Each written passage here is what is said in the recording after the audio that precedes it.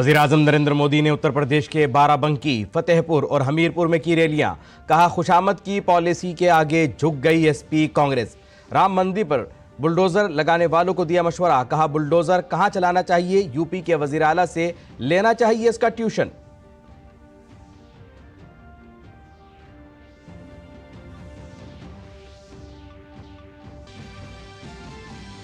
तमाम पार्टियों ने इंतखाबी मुहिम की तेज। Senior BJP leader Amit Shah ने रायबरेली यूपी में जलसे-ए-आम से किया खिताब। रायबरेली और अमेठी में राहुल और अखिलेश की मुश्तरका रैली।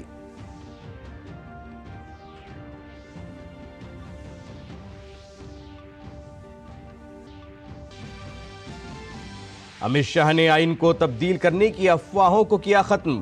कांग्रेस पर किया सख्त हमला और इस पर अक्सरियत के गलत इस्तेमाल का लगाया इल्जाम।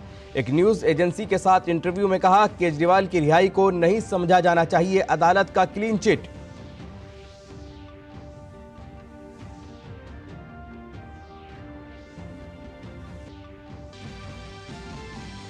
स्वाति मालेवाल केस में चारों तरफ से घिरी आम आदमी पार्टी। बीजेपी का एहतजाज जारी। मरकजी वजीर निर्मला सीतारमण ने मामले को बताया शर्मनाक। केजरीवाल से तलब किया जवाब। कमीशन की चेयरपर्सन रेखा शर्मा ने कहा, अगर वजीर आला भी पाए गए कसूरवार तो उनके खिलाफ भी होगी कार्रवाई।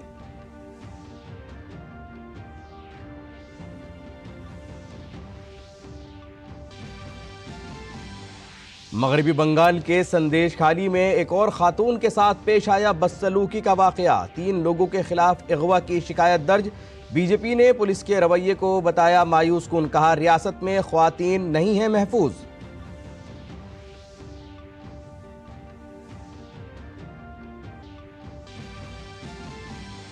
मईशत के मुहाज पर अच्छी खबर। अक़वाम मुत्तहिदा ने हिंदुस्तानी मईशत की शरह नमू के तखमीनों पर की नजरसानी। 2024 में हिंदुस्तानी मईशत के तकरीबन 7% के शरह से तरक्की करने का अंदाजा।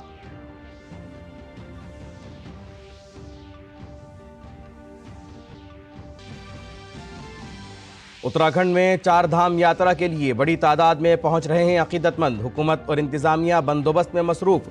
भीड़ को देखते हुए 31 मई तक बढ़ा दी गई वीआईपी दर्शन पर पाबंदी।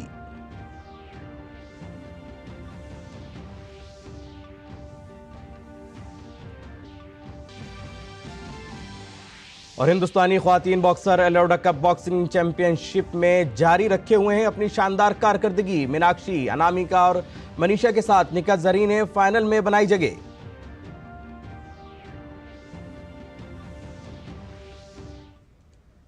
नाजरीन आदाब, खबरनामे में आपका इस्तकबाल है और अभी तक की हम खबरों के साथ मैं मोहम्मद नौमान। वज़ीर-ए-आज़म नरेंद्र मोदी ने उत्तर प्रदेश के हमीरपुर में पिछली हुकूमतों के दौरान बुंदेलखंड की खराब सूरत हाल पर तशवीश का इजहार किया। उन्होंने कहा कि बुंदेलखंड में पिछली हुकूमतों के दौरान पीने के पानी का मसला था, लेकिन उनके दौर में जल जीवन मिशन के तहत 12 करोड़ घरों को पानी फराहम किया गया। इन्होंने रैली से खिताब करते हुए साबिक वज़ीर आला कल्याण सिंह का जिक्र किया और समाजवादी पार्टी के सरबराह पर उनकी बेइज्जती का इल्ज़ाम आयद किया। वज़ीर आज़म ने कहा कि कल्याण सिंह राम के भक्त थे, लेकिन जब उत्तर प्रदेश में एक माफिया की मौत होती है तो ये लोग उसकी कब्र पर फातिहा पढ़ने जाते हैं। हमारे कल्याण सिंह जी देश के इतने महान नेता थे, उन्होंने पिछड़ों का इतना सम्मान बढ़ाया। उनका निधन हुआ तो सपा के मुखिया उन्हें श्रद्धांजलि देने तक नहीं गए। और कारण क्या है? कारण यही है कि हमारे कल्याण सिंह जी, बाबूजी राम भक्त थे, इसलिए मृत्यु के बाद भी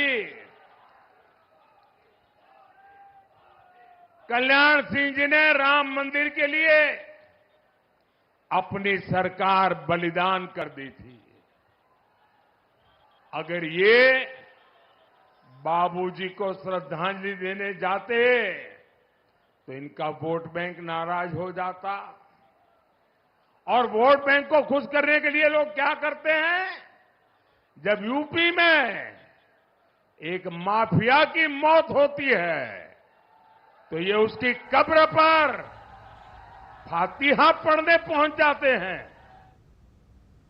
उत्तर प्रदेश के हमीरपुर में गाय के तहफ़्फ़ुज़ के लिए अपनी ज़िंदगी वक्फ करने वाले स्वामी ब्रह्मानंद की समाधि पर वज़ीर-ए-आज़म नरेंद्र मोदी ने गुलहाए अक़ीदत नज़र किए। जो 1967 में हमीरपुर से रुकने पार्लियामेंट मुंतखब होने वाले स्वामी ब्रह्मानंद ने इस इलाके से कांग्रेस की जीत के सफ़र को रोका था। वो पहले भगवादारी रुकने पार्लियामेंट थे। उन्होंने गाय के तहफ़्फ़ुज़ के हवाले से 1 घंटे तक तकरीर की थी। यह आज़ाद भारत की तारीख़ का पहला वाक़या था।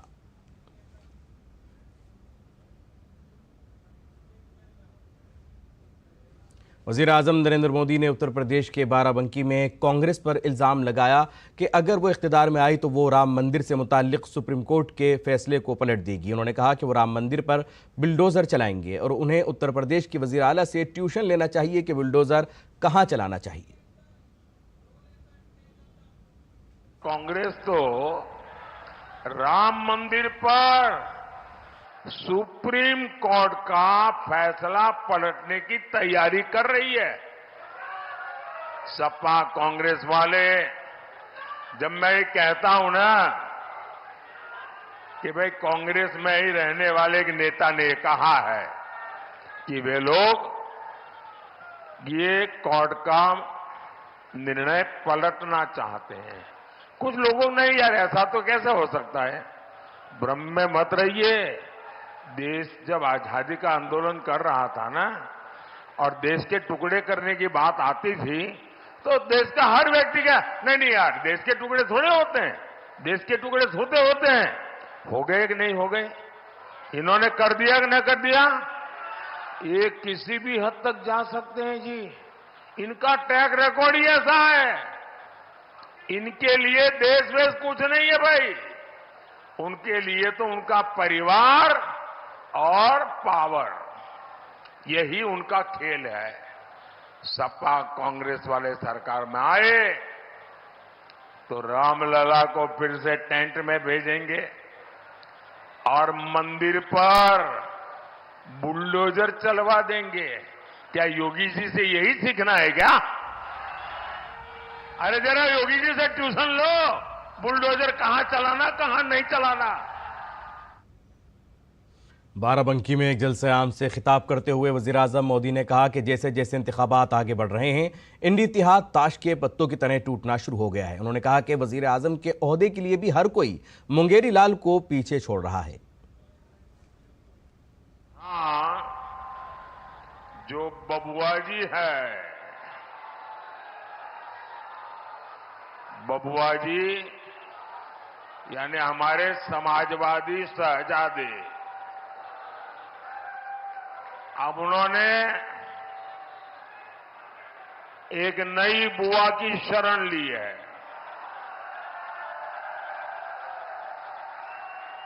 ये उनकी नई बुआ जी है बंगाल में। अरे बंगाल वाली बुआ जी ने कह दिया है, इंडी वालों को कहा है कि मैं आपको बाहर से सपोर्ट करूंगी। इंडी गठबंधन की एक और पार्टी ने दूसरी को कह दिया है, खबरदार, जो हमारे खिलाफ पंजाब में बोला, पीएम पद को लेकर भी सब मुंगेरी लाल को भी पीछे छोड़ रहे हैं। इनके सपनों की इंतहा देखिए। कांग्रेस के एक नेता ने कह दिया कि रायबरेली के लोग प्रधानमंत्री चुनेंगे। ये सुनते ही समाजवादी शहजादे का दिल ही टूट गया। बस आंसू नहीं निकले, लेकिन दिल के सारे अरमा बह गए। वज़ीर-ए-आज़म नरेंद्र मोदी ने फतेहपुर में एक जलसे-ए-आम में कहा कि कांग्रेस सिर्फ 50 सीटें जीतने के लिए जद्दोजहद कर रही है। उन्होंने कहा कि कांग्रेस ने अब चेहरा बचाने के लिए मिशन 50 प्रोग्राम जारी रखा है। पीएम ने कहा कि एक दिन इंडी इत्तेहाद को बैठना था और वो बैठ गया। कि इज्जत बचाने के लिए अब कांग्रेस ने मिशन 50 रखा है, मिशन 50।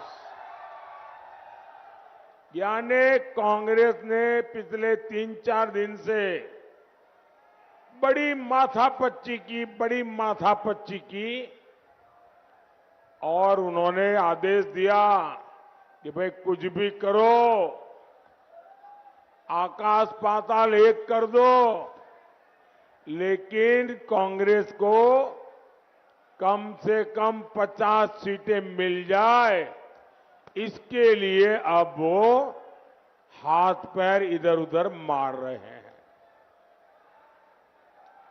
और इसके लिए भानुमति के कुनबे में हवा भरने की कोशिश हो रही है।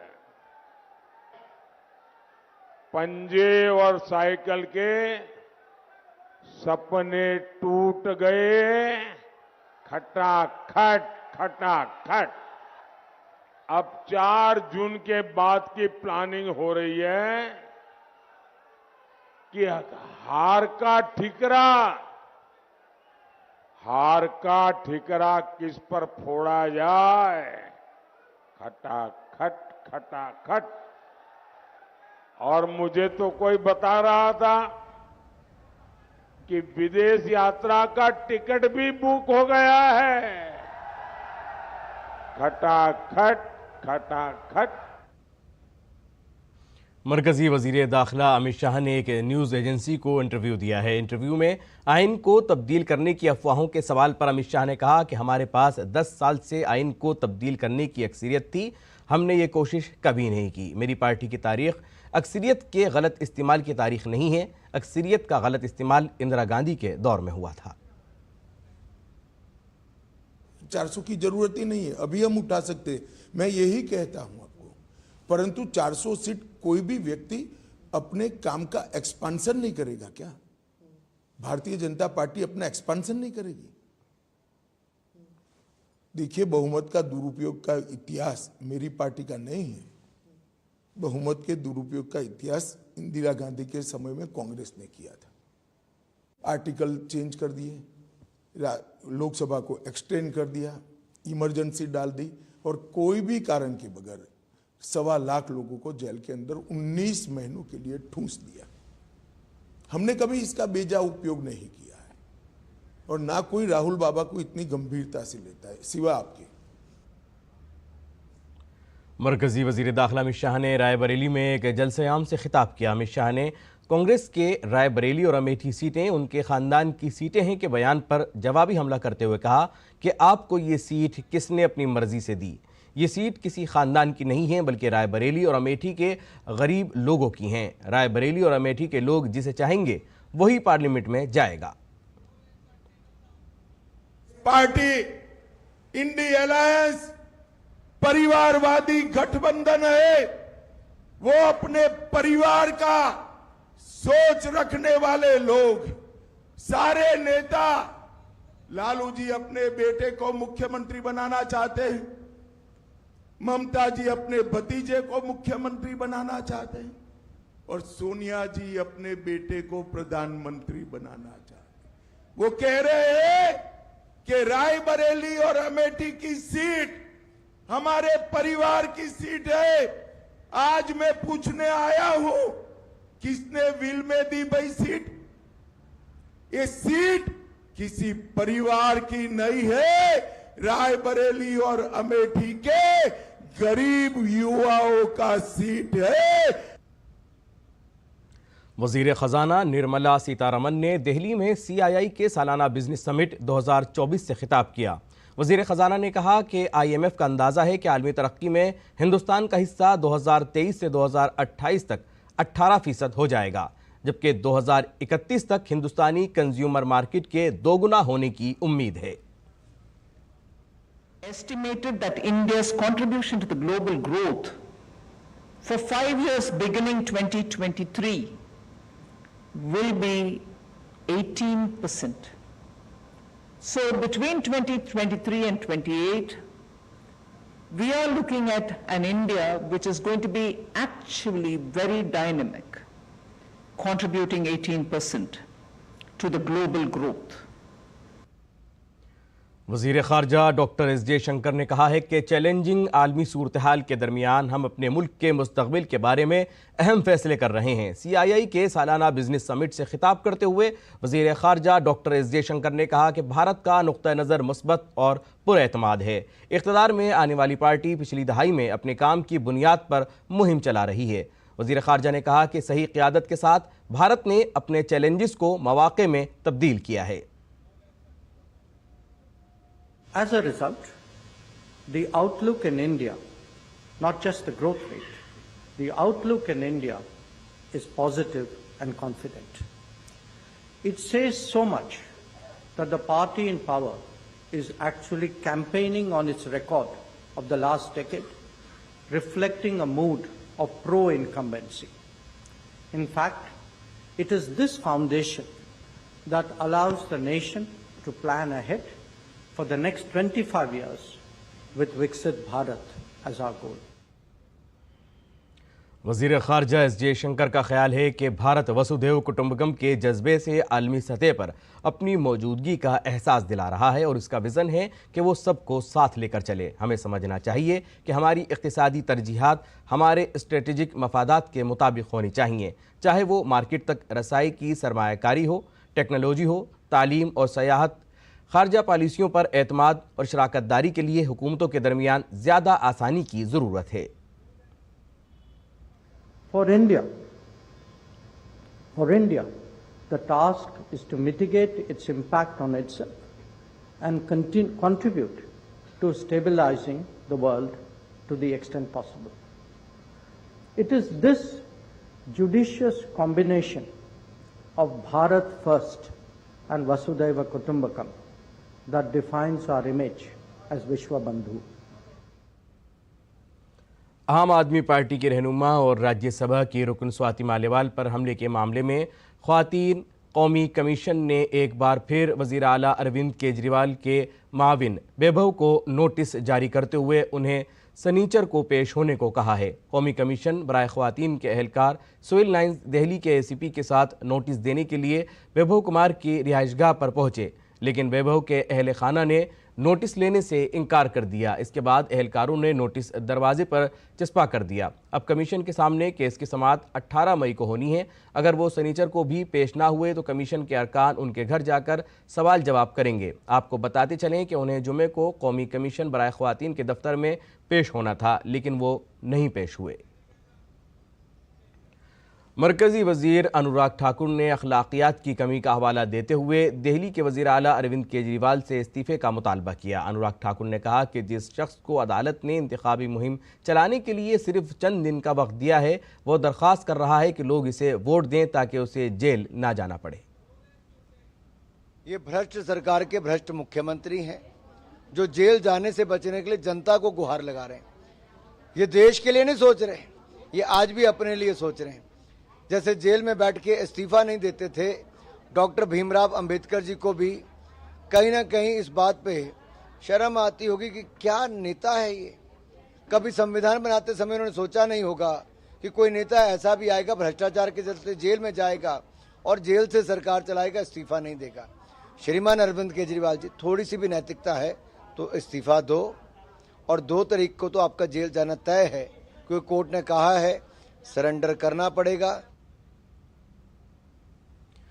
स्वाति मालेवाल मामले में 13 मई का वज़ीर आला अरविंद केजरीवाल की रिहाइशगाह का एक वीडियो सामने आया है। हालांकि दूरदर्शन इस वीडियो की तस्दीक नहीं करता है।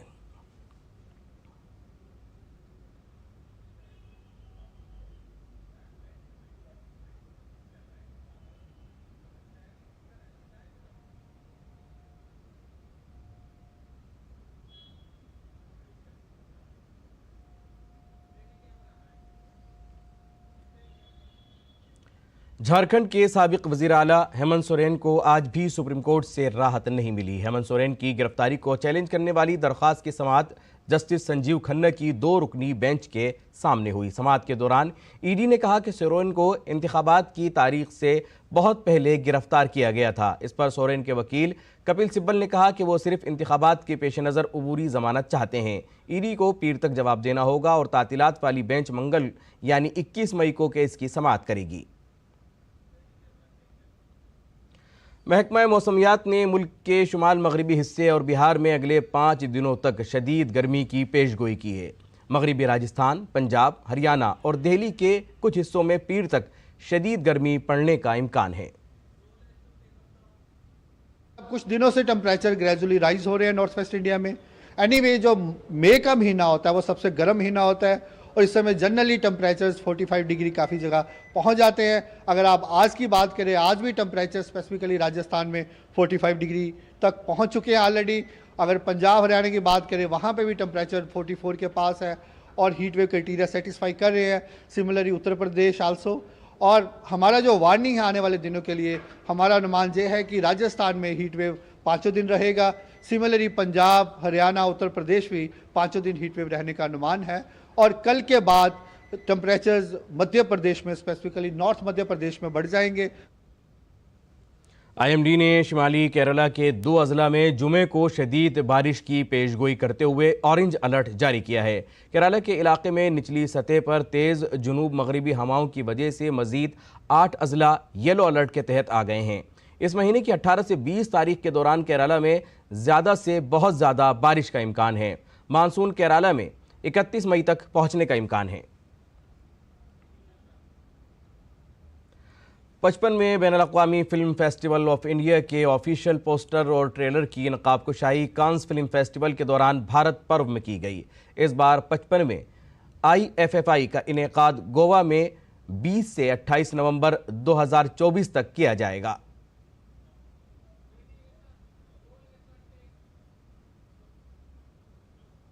नवंबर में भारत पर्व में 55वें IFFI के साथ मुनक्किद होने वाली पहली आलमी audio visual and entertainment summit waves के लिए तारीख महफूज करने का गोवा में इजरा किया गया।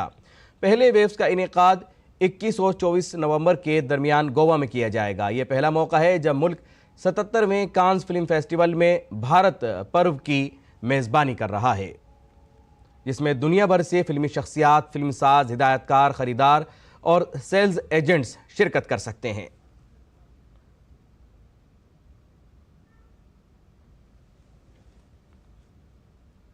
भारतीय अदाकार राजपाल यादव भी कांस फिल्म फेस्टिवल में शिरकत के लिए कांस में हैं। डीडी न्यूज के नुमाइंदे श्यामा मिश्रा ने उनसे बात की। देखते हैं राजपाल यादव ने क्या कहा। तो कान फिल्म महोत्सव में हम यहाँ पर भारतीय सितारों की चमक देख रहे हैं और हमारे साथ हैं राजपाल यादव। राजपाल जी, आप यहाँ पर आए हुए हैं। आपसे बातचीत करके ये समझ में आया मुझे कि अभी फ़िलहाल आप जितने भी बड़े फिल्म महोत्सव होते हैं उसे एक तरीके से छान रहे हैं, देख रहे हैं कि कैसा होता है यहाँ का माहौल। किस लक्ष्य से ये आप छानबीन कर रहे हैं? विदाउट लक्ष्य, अभी just I am learner, I am beginner. बोलते हैं ना कि ये हर दिन जो है वो सीखने का दिन है और हर दिन न्यू दिन है, नया दिन है। तो अभी ये हमने कांस फिल्म फेस्टिवल से शुरुआत की है, क्योंकि पिछले 15-20 सालों में आपने देखा रात दिन फिल्मों में काम करना, और मैं कॉमर्शियल फिल्मों का हिस्सा ज़्यादा रहा हूँ, 90% कॉमर्शियल फिल्मों का हिस्सा रहा हूँ। तो भारत का कंटेंट, भारत की कहानी, वो अब विश्व देख रहा है, पसंद कर रहा है। एक हमें अपनी आइडेंटिटी भी मिली है। उसको, उसके बदलाव को इन बीते वर्षों में, इन बीते डिकेड्स कह लीजिए, कैसे आप भांप रहे हैं लोगों से बात करके, अंतर्राष्ट्रीय फिल्म जगत के भी लोगों से बात करके? क्या आपने समझा कि कितनी बदली है छवि हमारी? देखिए, भारत हजारों साल से आप कल्चरल एक्टिविटीज़ का अगर आप बोले ना विश्व गुरु है, तो इसमें कोई दो राय है, क्योंकि 36-37 स्टेट में अलग कल्चर, अलग विविधता में एकता वाली बात है ना। हम भारत जो है वो उसका सबसे बड़ा जीता जागता प्रमाण है। कर्नाटक के सुपरस्टार मशहूर कॉमेडियन और कर्नाटक फिल्म अकेडमी के सदर साधु कोकिला ने फ्रांस में मुनक्किदा कांस फिल्म फेस्टिवल में कन्नड़ फिल्मी सनत को फरोग देने की हौसला अफजाई की। इस दौरान उन्होंने कहा कि वो अकादमी के सदर की हैसियत से शिरकत कर रहे हैं।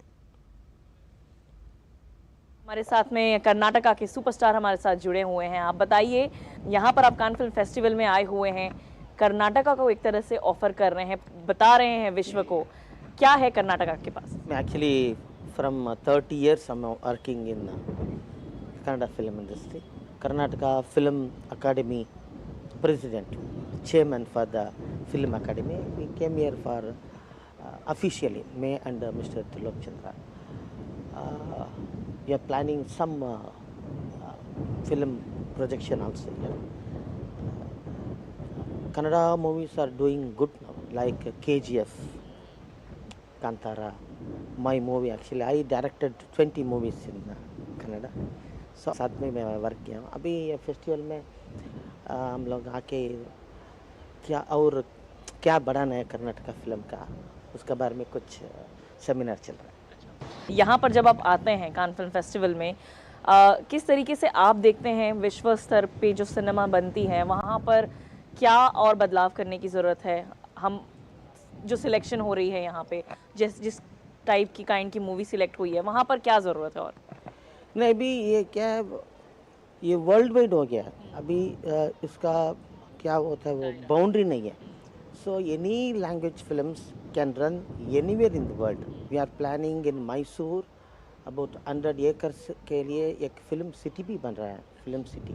सो उधर हम टेक्निकली टेक्नीशियंस, लोकेशंस और क्या स्टूडियोज, फ्लोर्स और क्या ये ग्रीन मैटर स्टूडियोज, एवरीथिंग हम उधर प्लान कर रहे हैं। सो वर्ल्ड से कोई भी आके कैसा भी वो फिल्म्स उधर कर्नाटक में बन सकते हैं, लैंग्वेज इन तमिल। चलिए, आपको धन्यवाद और आपको शुभकामनाएं भी। बहुत सारी मूवीज़ इनकी आने वाली हैं और हम उम्मीद यही करेंगे कि आने वाले समय में ये ऐसे ही मनोरंजन करते रहें। कैमरा पर्सन लोकनाथ के साथ Shyama Mishra, DD news, can, France. नाजरीन, इसी के साथ खबरनामा भी यही मुकम्मल होता है। इजाज़त दीजिए, आदाब।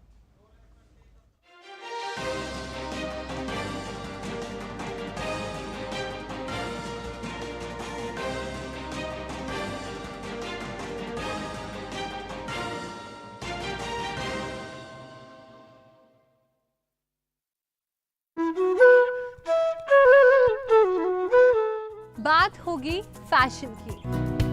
सारा दिन पहन सकते हैं, कंफर्टेबली पहन सकते हैं, ट्रेंडी है।